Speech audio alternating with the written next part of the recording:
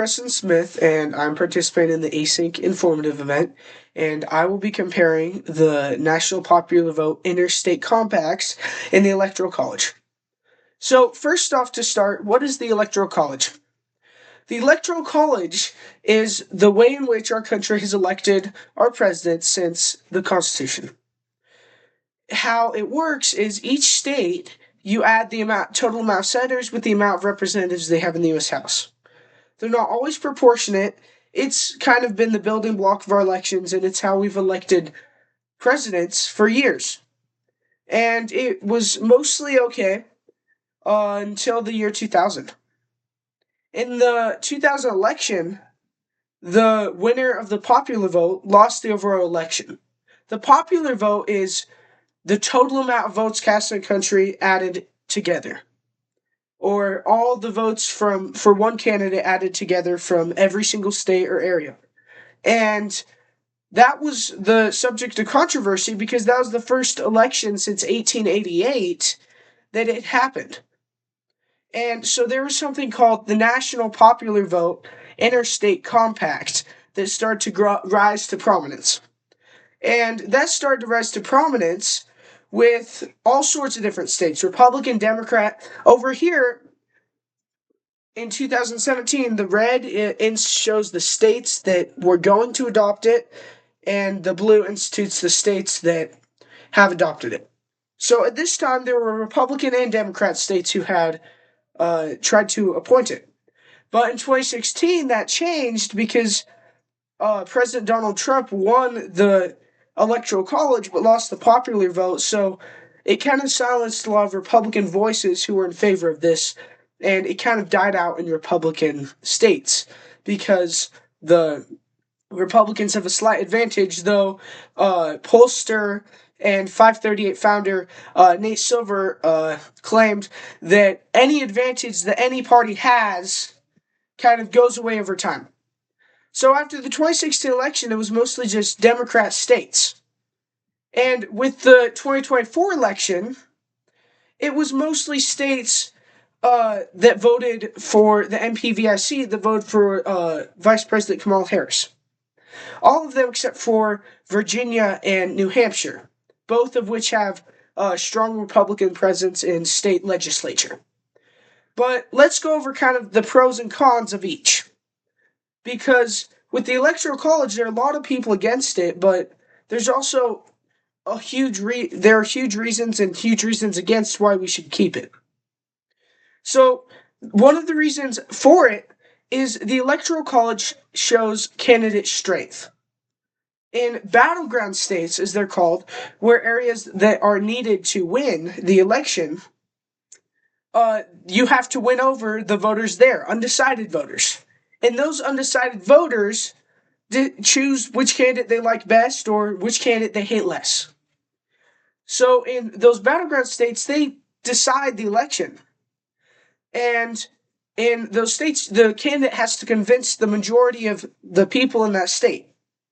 So the people have to choose which candidate has a greater strengths and lesser weaknesses. They have to choose between them and choose which one they are, which one's better. And it promotes having a stronger candidate, a candidate that has more experience or more better policies or all these different things, and it promotes candidate strengths. And because the president has to go win over a majority.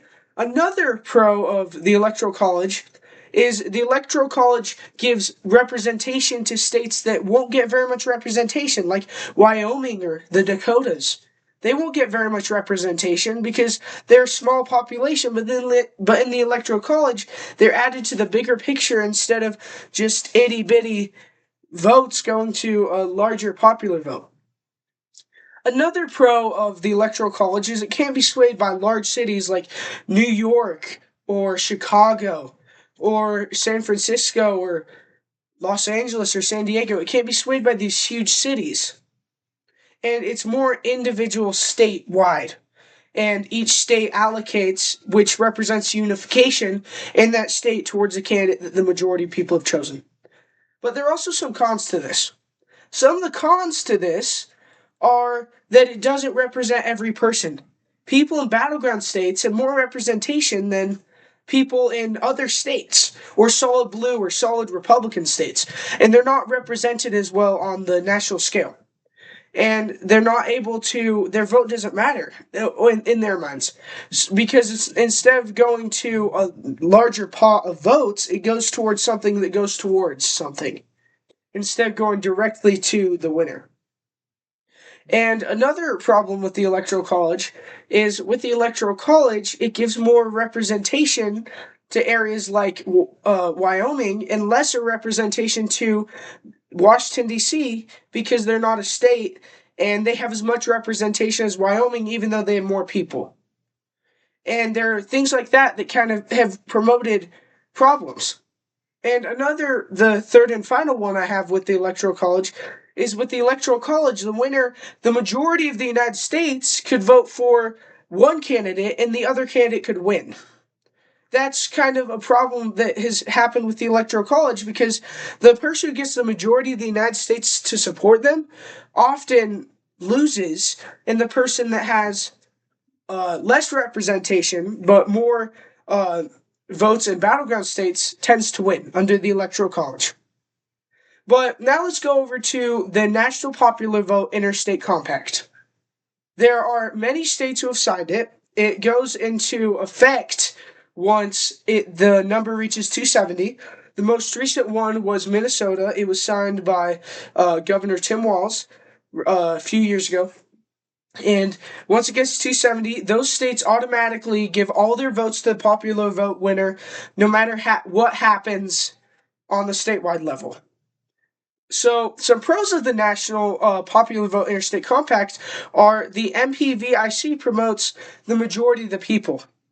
And whoever wins the popular vote wins the election, which is the majority of the country. And there can't be third-party splits that hurt that, or there can't be as much splits on the state level, and it's more on the national level. And it goes towards the whole instead of individual states. Another positive of that is every single state it doesn't abolish the Electoral College. The Electoral College stays completely in position, but different states just give delegates to whoever wins the popular vote. No, yes. And states who want to still allocate their votes the way that they traditionally do, they can still do that.